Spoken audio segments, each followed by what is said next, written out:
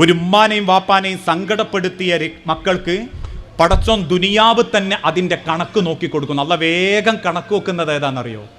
ദുനിയാവിൽ സ്വന്തം വാപ്പനെയും ഉമ്മനെയും സങ്കടപ്പെടുത്തിയാലാ, അവരെ കണ്ണ് നിറഞ്ഞാലാ.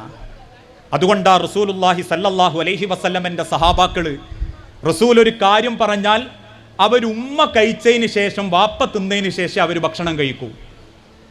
ഒരാഗ്രഹം രക്ഷിതാക്കൾ പറഞ്ഞാൽ അത് പൂർത്തീകരിച്ചിട്ടല്ലാതെ അവർ കിടന്നുറങ്ങിയിട്ടില്ല എന്നാ.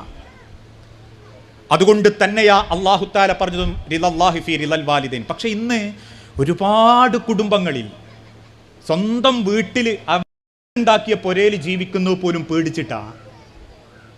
ഒരുപക്ഷെ പല മക്കളും ആ വിഷയത്തിലും വേണ്ട രീതിയിൽ ഇടപെടുന്നില്ല. ശരിയാ, കാരക്കുന്നത്തെ മഹലിൻ്റെ ഒരു പ്രസിഡന്റാ ഞാൻ, പള്ളി കമ്മിറ്റി പ്രസിഡന്റാ. ചില ആൾക്കാരൊക്കെ വിളിച്ചിട്ട് ഫോൺ വിളിച്ചിട്ട് പറയും, ഉസ്താദേ